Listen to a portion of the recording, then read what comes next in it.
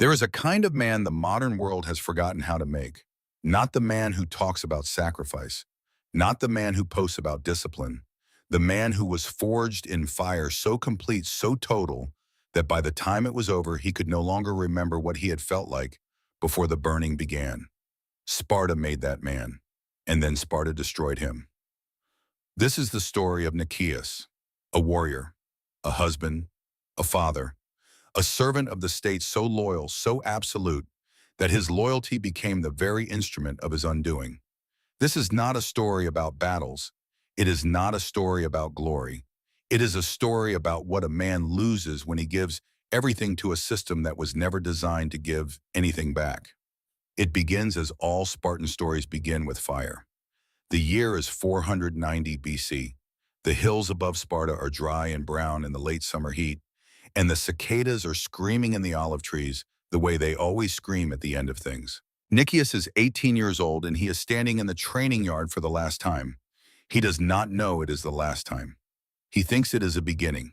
His body is a monument to 12 years of systematic destruction and reconstruction. The agoge began when he was 7, on a morning he still remembers with strange clarity, his mother standing at the door of their stone house with her hands folded in front of her face composed into the expression every Spartan mother practiced until it became true. She did not weep. She did not reach for him. She said what was expected. And then she closed the door. For 12 years after that door closed, Nicias learned what it meant to be Spartan. He slept on reeds. He cut himself from the banks of the Eurotas River, the stalks sharp enough to draw blood from his palms when he harvested them, sharp enough to cut into his back when he lay down on them at night. He wore one garment through summer and winter, through rain and frost, through the kind of cold that settles into the bones of young boys and teaches them permanently that their bodies are not their own. He was hungry every single day for 12 years. Not the hunger of an inconvenient afternoon, but the grinding mathematical hunger of a state that had calculated the precise minimum caloric intake required to keep a boy alive, while simultaneously teaching him that need itself was weakness. He stole food because the agoge required it, not because the state approved of theft, but because it approved of cunning. The boy who stole and was not caught was learning something valuable. The boy who stole and was caught was beaten not for the theft, but for the failure of concealment. Nicias was rarely caught. By 18, he had been beaten more times than he could count. He had slept in the open air in temperatures that killed livestock. He had run until tendons snapped and been ordered to run further. He had fought boys older and larger than himself with a ferocity that surprised even his instructors, not because he was naturally violent, but because he understood in the wordless way that bodies understand things before minds do, that the only way out was through. Now he stands in the training yard with the other young men who have surrounded, and Counselor Brennus is walking the line. Brennus is 55 years old in 490 BC, and he carries his age the way Sparta intended, like armor rather than burden. His face is a map of every campaign he has survived, a landscape of scar tissue and deep lines and eyes that have looked at death so many times they have developed a kind of professional calm in its presence. He is not cruel in the way that petty men are cruel. He is something more dangerous. He is a true believer. He walks the line of 18-year-old men and says nothing for a long time. Then he stops in front of Nicias. Nicias does not flinch. He has learned not to flinch. Brennus looks at him with the assessment of a craftsman examining finished work, calculating, satisfied. Nicias, he says, son of Philippos. Yes, counselor. Your father died at Marathon. Yes, counselor. He died well. Yes, counselor. Brennus nods slowly. There is something in his eyes that might be approval, or might be the memory of Philippos, who was apparently also worth looking at with those flat, assessing eyes. Sparta expects you to do the same. I know, counselor. And Nicias means it. He means it with every fiber of his constructed body, with every scar and every healed break, and every morning he ran through frost on empty feet. He means it the way only a man who has been systematically emptied of everything else can mean something. He has no possessions. He has no family in the ordinary sense. He has no private ambitions, no secret desires, no interior life that has not been examined and approved by the state. What he has is this: the absolute, clean, uncomplicated certainty that Sparta is worth dying for. He will spend the next 24 years discovering what that certainty costs. The marriage to Kara happens 6 months after graduation, arranged by the magistrates with the efficiency of a military supply allocation. Nikias is 19. Kara is 17. They meet for the first time at the ceremony itself. She is not beautiful in the way that word is used carelessly. She is something better. She is strong visibly and architecturally strong, with the posture of a woman who has spent her childhood running and wrestling and throwing javelins, not for the joy of it, but because the state required her body to be capable of producing warriors. Her jaw is set. Her eyes are the color of the hills in winter. She looks at Nekias the way he looks at her, with the calm, comprehensive assessment of two people who have been trained to evaluate physical specimens. They do not speak much at the ceremony. There is not much to say. The magistrate pronounces them bound. Witnesses record the union. The state notes in its ledgers that two lineages of acceptable genetic quality have been formally merged in service of Spartan continuity. That night, Nikias leaves the barracks before dawn and walks through the dark streets to the small stone house where Kara now lives. He does what is required, and before the sky begins to lighten, before the city stirs and the risk of being seen returning from a wife's house becomes a mark of shameful domestic attachment, he walks back to the barracks alone. He does this for months, always in darkness, always brief, always efficient. He tells himself this is correct. He tells himself the absence of sentiment is strength. He has been told this so many times and by so many authoritative voices that it has become indistinguishable from his own thought. But there is one morning, a single morning in the cold weeks of early spring, when he arrives at Kara's house earlier than usual and finds her awake sitting at the small table with a clay cup of warm water in her hands, watching the darkness outside the window. She does not startle when he enters. She simply looks at him with those winter-colored eyes and says quietly, not as invitation, but as simple fact, you can sit if you want. He sits. She does not offer the cup, but she does not move away from the table either. They sit in silence for perhaps 20 minutes while the darkness outside very slowly begins to become gray, and Nikias, who has not sat in comfortable silence with another human being since he was 7 years old, feels something shift in his chest that he has no vocabulary to describe. Then the sky lightens enough to matter, and he goes back to the barracks. He does not allow himself to think about that morning for a long time. Eudes is born in 488 BC, when Nikias is 20. The birth is reported to him by a messenger who finds him on the practice field, delivers the information with military brevity, and departs. Nikias finishes his drill. Then he walks to the house where Kara is recovering and looks at the infant for the first time. The child is perfect. This is not sentiment. This is the objective assessment of a man trained to evaluate physical specimens, and the specimen in question meets every standard. Good lungs evidenced by the volume of his protests, straight limbs, solid frame, eyes that focus with unusual steadiness for a newborn. Nikias feels something he will not name. 3 days later, in accordance with Spartan law and custom, in the absolute authority of the Drausia, he wraps Eudes in a plain cloth and carries him to the Lesh, the gathering hall where Councillor Brennus and the other elders wait. He does this himself. He does not send a servant or ask Kara to do it. He carries the child himself because he believes this is correct, because he believes that a Spartan man should look directly at the things that matter rather than arranging their management by proxy. He believes this is strength. Brennus examines the infant with the same flat professionalism with which he examined Nikias 2 years ago in the training yard. He checks the spine, the limbs, the cry, the eyes. He confers briefly with the other elders in voices too low to hear. Then he hands the child back. He will do, Brennus says. Nikias nods. He walks home with Eudes in his arms and hands the child to Kara, who takes him with an expression that Nikias does not look at too closely. He goes back to the barracks before dark. Lycus is waiting for him on the steps, as Lycus usually is sitting with his long legs extended and his arms resting on his knees, watching the street with the alert expression of a man trained from childhood to treat every environment as a potential combat zone. Lycus is also 18, also a graduate of the most recent Ogoji cohort, and he is the closest thing to a friend that Spartan life permits. They are not friends in the way the word implies elsewhere in Greece. They do not discuss philosophy or share ambitions. But they have slept in the same barracks for 12 years, and that accumulation of parallel suffering creates something, if not friendship exactly, then its Spartan equivalent, a form of trust built not on affection, but on the knowledge that the man beside you has been tested by the same fires and did not break.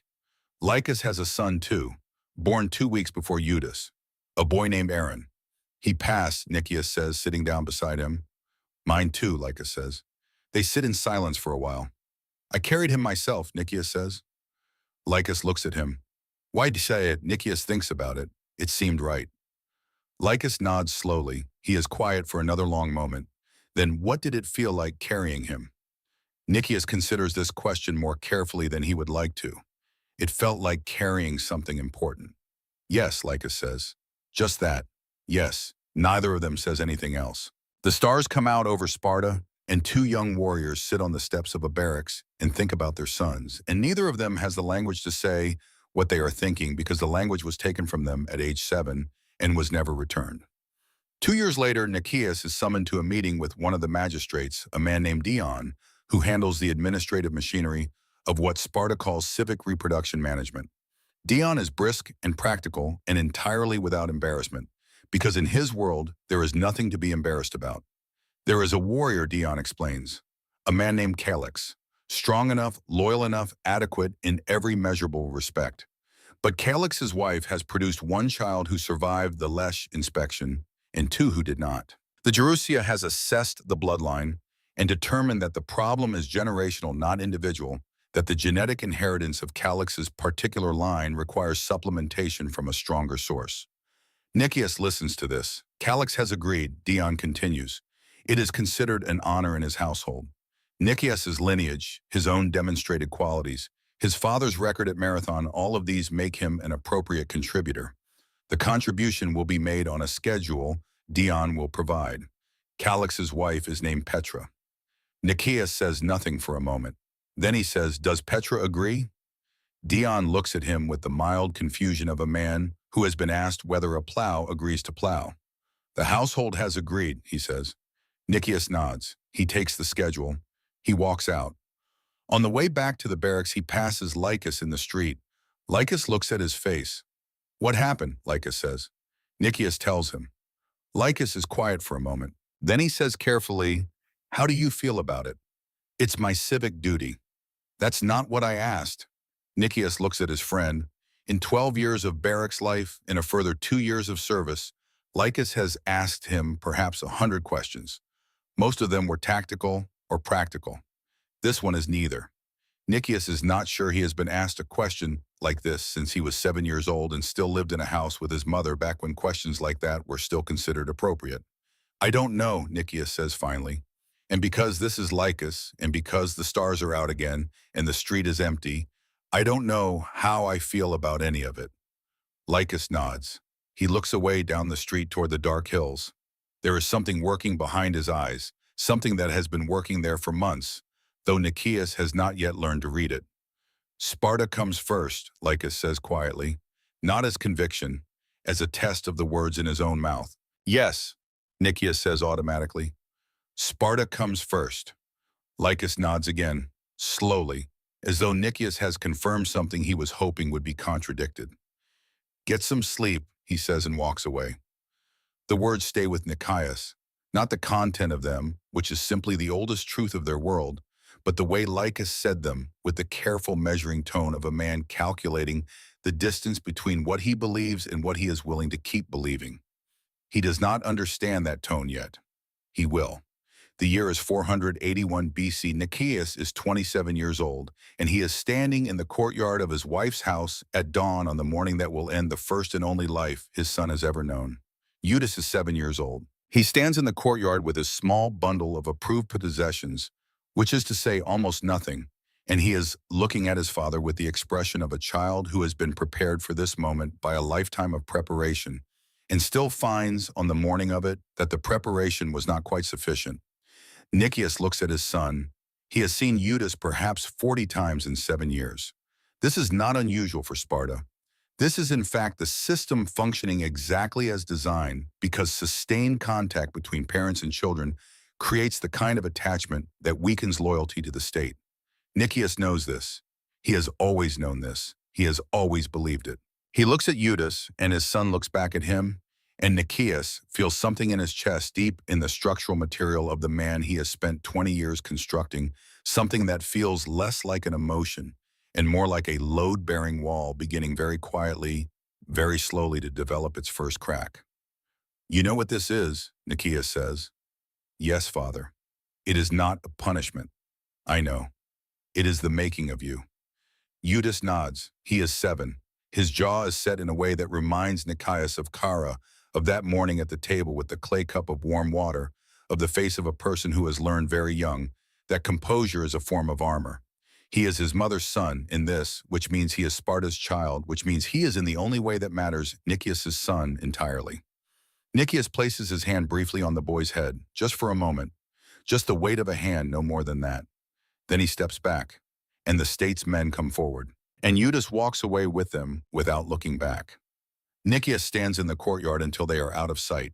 He does not allow the wall to crack. He has built himself too well for that, but he is aware for the first time of the effort required to hold it. He goes back to the barracks. He does not tell anyone about the hand on the boy's head. For 2 years after that morning, the life of Sparta continues its ancient rhythms.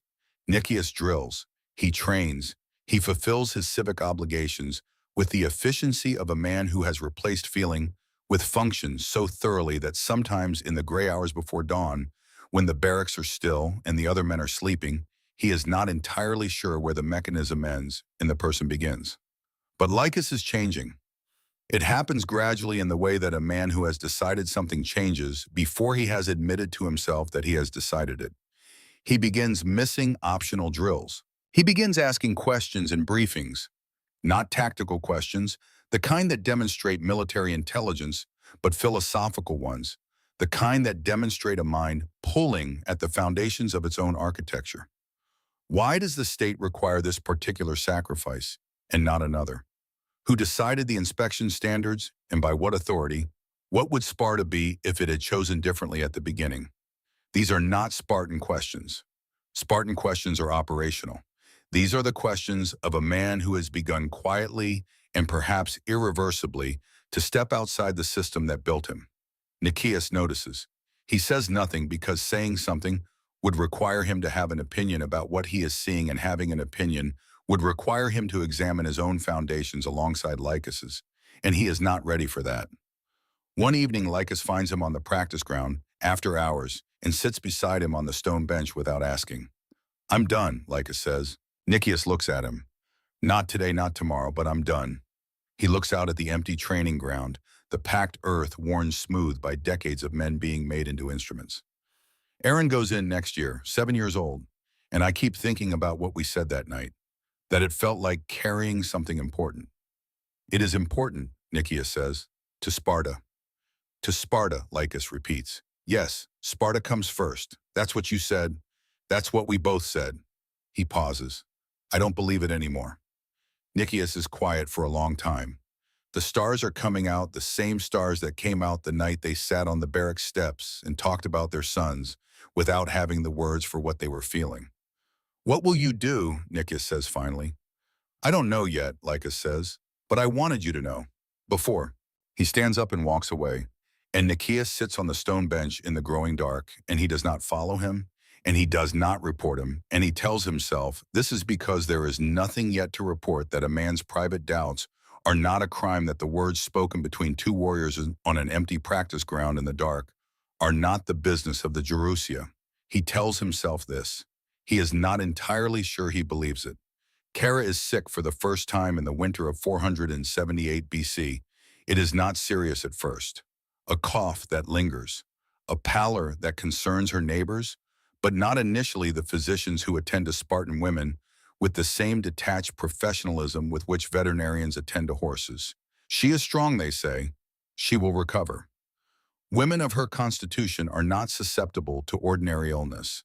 Nicaeus is informed by the same messenger system that informed him of Eudys's birth. The message is brief. His wife is unwell. She is being attended to. He should be informed. He is on the training grounds when he receives this. He finishes his session, then he walks to the administration building and submits a formal request to his commanding officer for temporary leave to attend to his wife's illness. The request is returned the following morning with a single word written across it: denied. The reason is not given. Reasons are not required. His duty to the state supersedes his duty to his household. This is not an injustice. This is not even a rule. It is simply the nature of things in a world where the state is the only category that ultimately matters. Nikias holds the returned request in his hands. He looks at the word written across it. He puts it down. He does not submit the request again. Over the following weeks, he receives irregular updates through the household network. She is the same. She is worse. She is the same again. The physicians are adjusting their treatments. She is eating less. She is asking after Eudes. Nikias trains every day. He does his drills with the same precision, the same economy of motion, the same professional ferocity that has made him one of the more respected warriors in his cohort. He eats his meals. He sleeps his hours. He fulfills the duty of civic reproduction on the schedule Dion's office provides. And then one morning a different messenger comes. Not the household network this time. A direct message from the magistrate's office, which means it is official, which means it is final. Kara, wife of Nikias, daughter of Teucer, died in the early hours of the morning. She was buried according to Spartan custom. The household is in order. Nikias's presence at the burial was not required as he was in active service. Nikias reads the message on the training ground standing in the same posture he always stands in, with the same set of his jaw and the same flat depth of his eyes. A man standing 10 feet away watching him would see nothing change, but something changes. It changes the way a dam changes when the fracture that has been growing for a decade finally reaches the point where the structure can no longer distribute the stress. Nothing dramatic, nothing visible, just a shift in the internal architecture, quiet and permanent and absolute, that changes the way everything downstream will flow from this point forward. He folds the message. He puts it in his belt. He finishes his drill. That evening, for the first time in his adult life, Nikias sits outside the barracks alone and does not perform any useful function. He simply sits. He looks at the hills. He thinks about Kara at the table with the clay cup of warm water in her hands, the darkness outside the window, the 20 minutes of silence that was the only intimate thing they ever shared. He thinks about how little that was. He thinks about how much it was. He does not grieve because Sparta has no mechanism for grief, and he has no mechanism that Sparta did not build.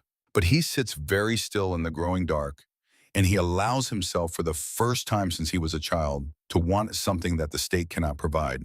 He wants to have sat at that table more often. 2 years later, in 476 BC, Eudes is permitted a visit home. This happens rarely in the agoge, these brief returns, and they are not sentimental occasions.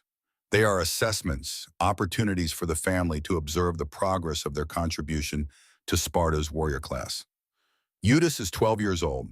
He walks into the house where Nikias is waiting, and he stands at attention with the automatic posture of a boy who has been standing at attention for 5 years, and for whom the relaxed stance has become the unusual one.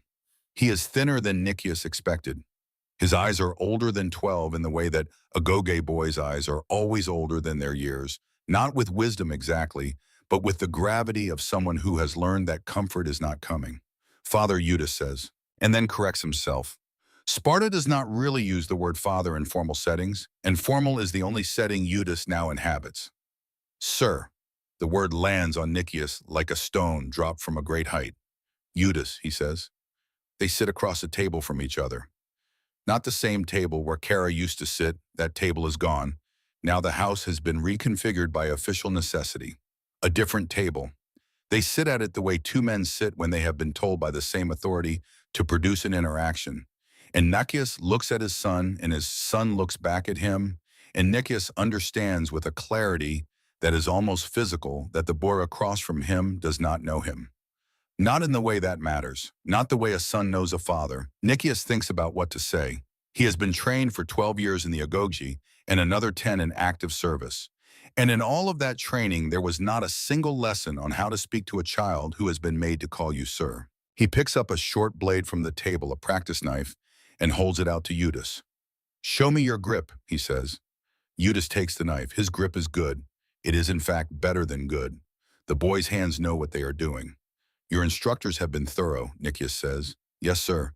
They spend 2 hours this way, Nikias asking about training, Eudes answering with the clipped efficiency of a soldier reporting to a commanding officer. At no point does Eudes ask about his mother. Whether he has been told, whether he already knew, whether Sparta's machinery of information has made the official notification in its official way, Nicias does not know. He does not ask. This too is Sparta. This too is the system functioning as designed. When the visit ends and Eudes stands to leave, he pauses at the door. "Sir," he says. "Yes." Eudes appears to consider something. Then whatever it is, he decides against it. "Nothing," he says. "Thank you for the session." He leaves. Nicias sits at the table for a long time after that. He thinks about the practice knife, about the boy's grip, about the 2 hours of operational conversation that substituted for every conversation they were never permitted to have. He thinks about Calix and Petra, about the children he fathered in service of another man's bloodline. Children who are growing up somewhere in this city calling someone else their children. He will never recognize in the street children who are his in the biological sense and utterly not his in every sense that matters. He thinks about what the state has made of him and through him, and he sits with all of it at the table in the empty house and finds at the end of the sitting no resolution, only inventory. The confrontation with Brennus happens in 474 BC, when Nicias is 34 years old and has reached the point that the system's designers presumably anticipated, the point at which a man has given enough that the giving begins to feel less like devotion and more like bleeding. He requests a formal audience. Brennus receives him in the council chamber, a stone room of deliberate austerity with a small fire and 2 chairs, and the kind of silence that accumulates in rooms where power has been exercised for a long time. Nicias sits down across from Brennus, who is 69 years old now, and carries the additional years with the settled permanence of a man who has never once questioned whether the life he built was the right one. "I want to be released from the reproductive obligation," Nicias says. He has practiced this sentence. It comes out level. Brennus looks at him. "Calix's wife," Nicias says. "The arrangement, I want it to end." "You have fulfilled 4 cycles," Brennus says. "There may be additional need for your contribution. I want it to end." The fire between them is small and businesslike. Brennus studies Nicias with those flat professional eyes. "Tell me why woman," but he says, not as a concession, as an inquiry. Nicias thinks about the honest answer. The honest answer involves a table and a clay cup and a word written on a returned leave request in a 12-year-old boy with a soldier's grip in a stranger's eyes. The honest answer is not Spartan. "Because I am tired," he says instead. "Tired," Brennus repeats. "Yes." Brennus is quiet for a moment. The fire moves. "Do you know what you are, Nicias?" "I am a warrior of Sparta." "You are an instrument of Sparta," Brennus says, not unkindly, almost gently, in the way that men who have never questioned their own premises are sometimes gentle because they genuinely cannot comprehend why the person in front of them is troubled by something so self-evident. Instruments do not tire, they do not want. They function or they do not function. If you are no longer functioning adequately, that is a matter for the Gerousia to assess, but instruments do not come to councils requesting changes to their operational parameters because they have feelings about their deployment. Nicias looks at him. "I see." "I don't think you do," Brennus says. "I think you see it as coldness, as indifference to your particular situation. But you should understand something, Nicias. This is not indifference. This is the price of what we built here. Every man in this city has paid it, or will pay it, or has refused to acknowledge that it is being paid. You are not special in your suffering.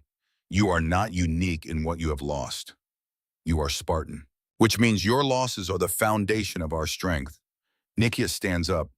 "Thank you, counselor," he says. He walks out. He is halfway down the street when a messenger finds him. "Lycus has been arrested. The charge is desertion of civic duty. The hearing is tomorrow." Nicias is requested to appear as a character witness. He sits alone that night in the barracks, and he thinks about what Lycus said on the practice ground 2 years ago. "I'm done." And before that, in the street after the meeting with Dion, Sparta comes first. Said with the measuring tone of a man calculating the distance between what he believes and what he is willing to keep believing. Nicias said it back to him automatically. Yes, Sparta comes first. And now Lycus has made his calculation. And the answer he arrived at is the one that Nicias has been refusing to look at directly for 2 years. The answer that lives on the other side of all the questions Lycus was asking at briefings, all the philosophical, pulling at foundations that Nicias watched and said nothing about. He goes to the hearing. The evidence is clear. Lycus ran and was caught, and the logic of the system that shaped both men is inexorable in what it requires next. The Gerousia's decision is delivered in the flat administrative language of institutional inevitability. The sentence is death. The execution is to be carried out by a warrior of demonstrated loyalty whose personal connection to the convicted will serve as evidence of the system's completeness, its total penetration of every human bond.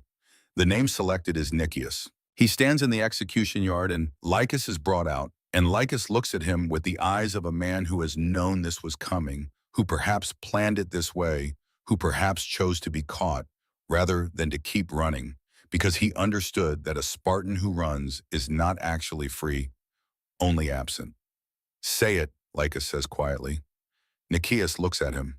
You said it in the street, after Dion's meeting. I told you I was losing faith and you said it straight back to me without thinking. Sparta comes first. Lycus holds his gaze. Say it now. The yard is quiet. The officials are watching. The mechanism of the state is fully assembled and fully operational and waiting for Nicias to be what he has always been. He does what is required. He walks back to the barracks in the early evening light, and that night he lies on his bed in the dark and stares at the ceiling. He thinks about the words. He thinks about the first time Lycus said them, testing them in his mouth on the dark street. He thinks about how automatically they came out of his own mouth, the way a trained reflex comes before a thought arrives. He thinks about Lycus's face when he said them in the execution yard, and the expression there that was not surprise, that was something closer to a terrible confirmation. For the first time in his adult life, Nicias, warrior of Sparta, instrument of the Gerousia, son of Philippos, who died while at Marathon, does not sleep. He lies awake and stares at the ceiling and understands in the darkness that the thing he killed in that yard today was not only Lycus, Bridge. The years between are not empty, but they are hollowed. Nicias continues to function because function is the only mode he has ever been given. He drills, he serves. He fulfills the last cycles of his reproductive obligation, and then without ceremony or acknowledgement, the schedule from Dion's office simply stops arriving. He does not know if Calix's household finally produced what the Gerousia required, or if the arrangement was simply concluded by bureaucratic determination. He is not told. He does not ask. He accepts the silence the way he has accepted everything the state has given and withheld as simply the nature of things. But something is different in those years, different in the way that a landscape is different. After a flood not visibly transformed, the hills still there, the river still running, but the topsoil shifted, the roots exposed in places they were not exposed before. Nicias still says what is required when things are required to be said. He still stands where he is ordered to stand. He still carries the posture and the reflexes and the thousand small behavioral signatures of a man in whom Sparta has done its finest work. But he has stopped believing that the work was done on his behalf. This is the thing that changes between the execution yard in 473 BC and the autumn morning in 466 BC, when Eudes walks back through the city gate. Not his loyalty, which is structural, now built into him below the level of choice. Not his capability, which the body maintains through habit long after the spirit has asked its hard questions. What changes is his certainty. The absolute, clean, uncomplicated certainty that Sparta is worth dying for has become something more complicated. Worth dying for, perhaps. He no longer knows. Worth living for the way he has lived, in the spaces between duties in the dark before dawn, in the 2 hours at a table with a son who called him sir, that he is no longer sure about at all. The year is 466 BC. Nicias is 42 years old. His body still functions with the precision of its engineering, though the engineering shows its age now in the way that all structures show age in the places where the repairs have been repaired, in the slight deliberateness of movements that were once automatic. Eudes comes home from his first major campaign on a morning in early autumn when the light over the Eurotas Valley is the color of old bronze. He is 22 years old, and he is by every measurable standard exactly what Sparta intended him to be. Nicias watches him walk through the gate. The young man moving toward him carries himself with the economy of a trained warrior. Nothing wasted, nothing decorative, every movement calibrated to purpose. His face is already acquiring the vertical lines that extended vigilance carves into young faces. His eyes hold the depth of a man who has processed violence by placing it in the correct administrative category of his interior life and moving on. He, as Nicias realizes with a shock that is almost physical looking at himself. 20 years ago, before Kara, before the denied leave request, before the table with the clay cup, before the words sir. Father Eudes says, not sir, father. Whether this is a deliberate choice or simply the appropriate register for the formal return of a soldier to his family unit, Nicias cannot determine. Eudes, he says, they eat together that evening, the first meal they have shared since Eudes's single permitted visit at age 12. Nicias has had a decade to prepare something to say, and in all that decade he has not prepared anything, because preparation implies expectation, and expectation implies attachment, and attachment implies all the things that the system built into the bones of both men was specifically designed to prevent. The campaign, Nicias says, successful. Eudes says, we took the objectives. Casualties. Within acceptable parameters. Nicias nods. He looks at his son eating across the table with the efficient automatic movements of a man who refuels rather than dines, and he thinks about Kara as he has thought about Kara with increasing frequency in the years since her death, not with grief exactly because he was never given the time or the permission to grieve, but with a kind of slow archaeological curiosity about a lost world. What would it have been like? What would the three of them have been in a different city under a different logic? I want to tell you something, Nicias says. Eudes looks at him. About your mother.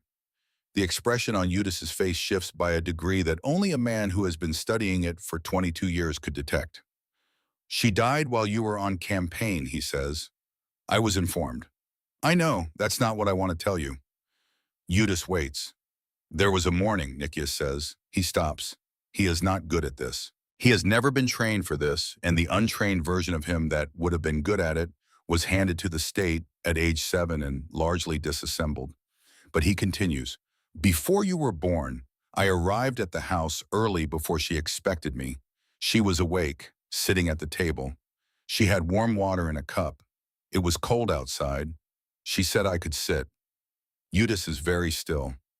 We sat for about 20 minutes, not talking, just sitting. And then I left because it was getting light. I went back to the barracks. I never sat with her like that again. I never let myself, because I had been told, we had both been told, that sitting like that, being in a room with someone without purpose, was weakness, was attachment, was the thing that makes a man less effective as an instrument. He pauses. It was not weakness, he says. I know that now. I have known it for a long time. I simply had no one to say it to.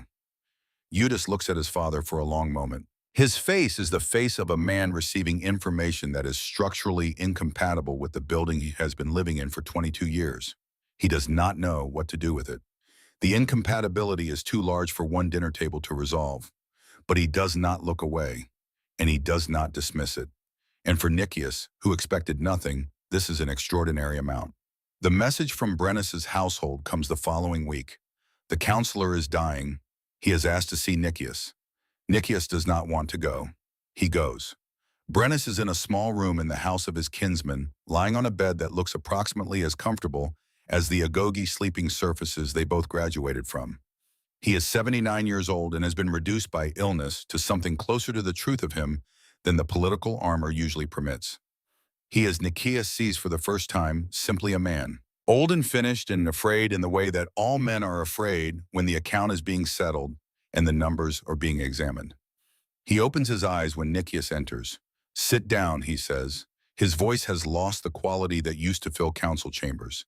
It is just a voice now, old and thin and honest. Nicias sits. For a while, Brennus looks at the ceiling. Then he says, I had a son. Nicias waits. You didn't know that? No one knew. He was born when I was very young, before I had risen to the gerousia, before I understood what I was building. He pauses. His breathing is the kind that has a finite number of repetitions remaining. He failed the inspection. The fire in the small room shifts. I carried him to the apathetes myself, Brenna says, because I believed it was right, because I believed everything I told you in that council chamber. Instruments do not feel. The state requires function. The price of Sparta is paid by Sparta's children, and the payment is not optional. Nicias looks at him. I wrote 3 of the policies, Brenna says. The reproductive allocation protocols, the inspection standards, the enforcement procedures for men who resisted the reproductive obligation. I wrote them because I believed in them. He closes his eyes. I still believe in them. That is the worst part. I still believe in the logic even now, even knowing what the logic cost me. Both things are true simultaneously, and I have no idea what to do with that. Nicias is quiet for a moment. Why are you telling me this? He says. Brennus opens his eyes. He looks at Nicias with an expression that is for the first time in 40 years of acquaintance completely unarmored. Because you were the only one who ever asked, he says, in that council chamber. You asked if Petra agreed. You were the only man in 30 years of administering that policy who asked that question. And I gave you the answer I had been trained to give. But I have thought about that question ever since. Nicias stands up. He looks at Brennus for a long time. There are things he could say, accusations he could make, grief he could perform, condemnation he could deliver that would be both fully deserved and completely pointless. The old man on the bed has already been punished by the machinery he built. The mechanic never escapes his machine. I hope it was worth it to you, Nicias says quietly. I genuinely don't know if it was worth it to me. He walks out. Brennus dies 2 days later. The Gerousia notes his passing in their records and assigns his council seat to a younger man. The system continues. The orders for Judas come in the last weeks of autumn, a major engagement, the kind that the Gerousia describes in the particular language it uses for operations, where casualty projections are significant. The language is exact and honest in its way. Spartan institutions are rarely dishonest about military mathematics. They simply do not consider the mathematics to be a reason for hesitation. Judas receives the orders with the equanimity of a trained warrior, processing them as operational data to be acted upon. He comes to see Nicias the evening before the departure. They sit at the same table where Nicias told him about the morning with Akara, and for a while they talk about the campaign, the way soldiers talk terrain and weather, and the known capabilities of opposing forces. Judas asks good questions. His tactical thinking is precise and original in the way that the best Agoge training produces men who follow orders, but understand them deeply enough to improvise intelligently when orders break down. Nicias watches him talk and thinks about the 7-year-old standing in the courtyard with his small bundle, the jaw set like his mother's jaw, the eyes that did not look back. I want to say something, Nicias says when the tactical discussion has run its course. Judas looks at him. I was not there enough, Nicias says. He lets the sentence stand by itself without defense or context, or the qualifications that Spartan training makes habitual. No, because the state required. No, the system did not permit. Just the bare, unarmored fact. I was not there when you were small, when your mother was ill. I was not there for the things that required me to be present, and I told myself this was correct, and I was wrong. The room is very quiet. Judas looks at his father for a long time. He has the face of a man hearing words in a language he was never formally taught, but understands through some deeper channel than instruction, the channel that runs beneath all the architecture the Agoge installed down to the original material of the person who was handed to the state at 7 years old and was never entirely absorbed by it.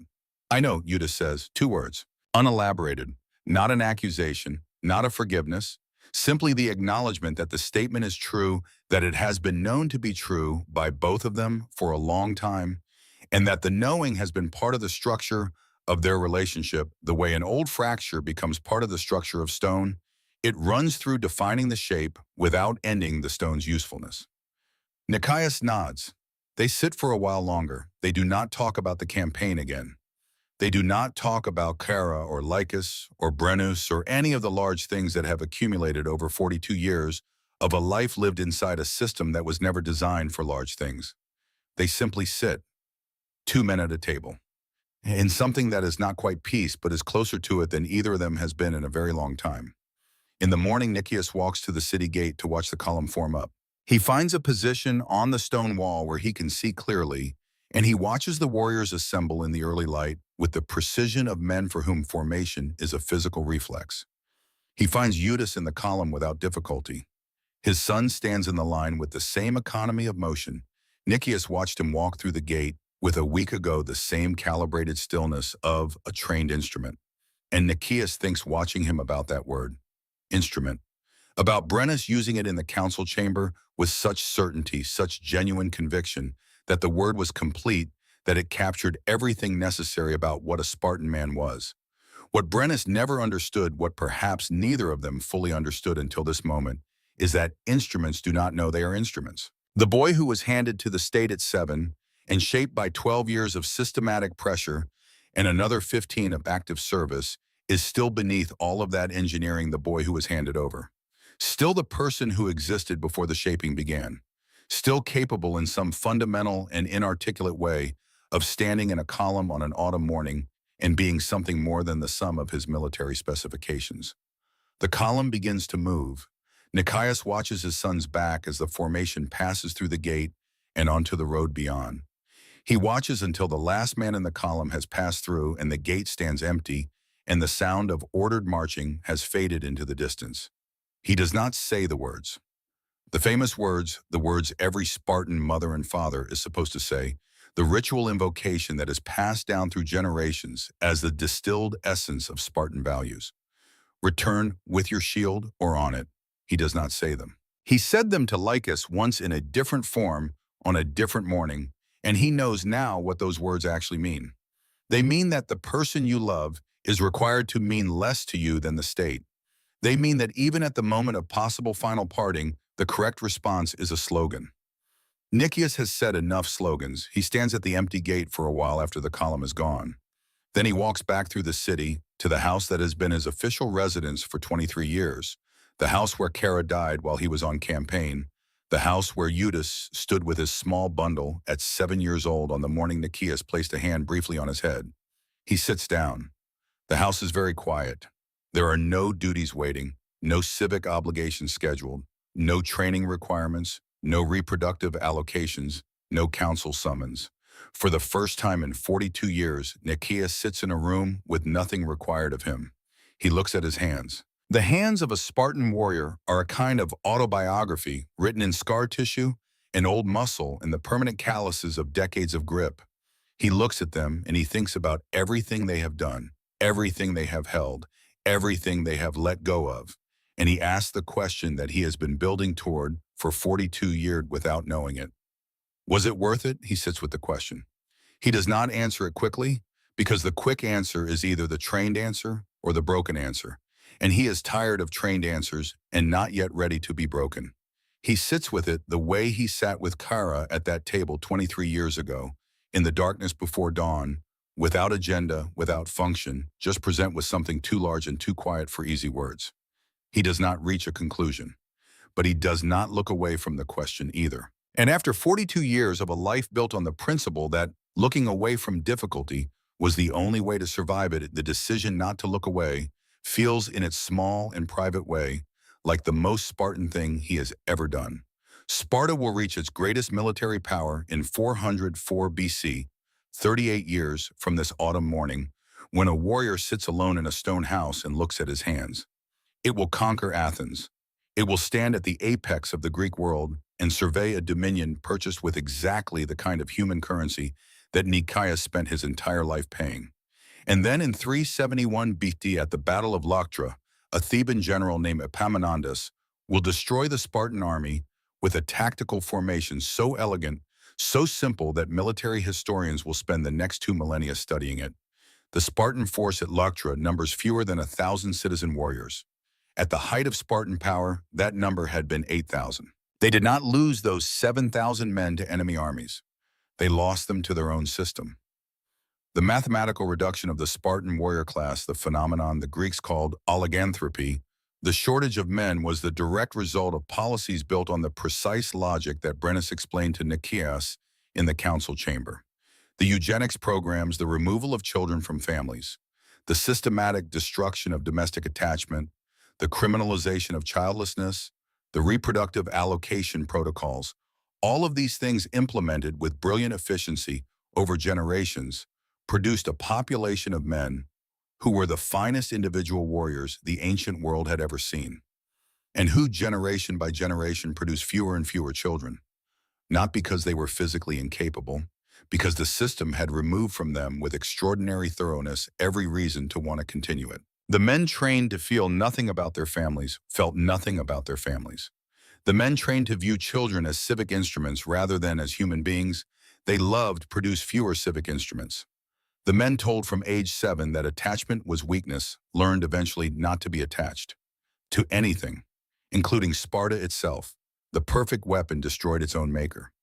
This is the story of Nicaeus, who was not a famous man who won no battles significant enough for historians to record, who lived and trained and sacrificed inside a system of such comprehensive genius that it manufactured its own collapse from the very qualities it prized most.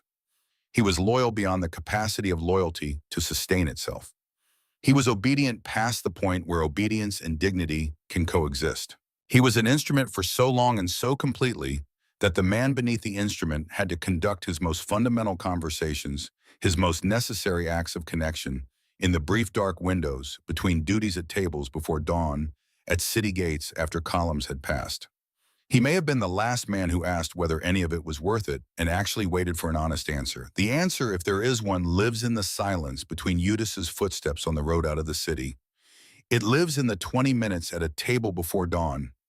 It lives in the weight of a hand on a 7-year-old boy's head, brief and insufficient and real, the most human moment in a life designed to have none.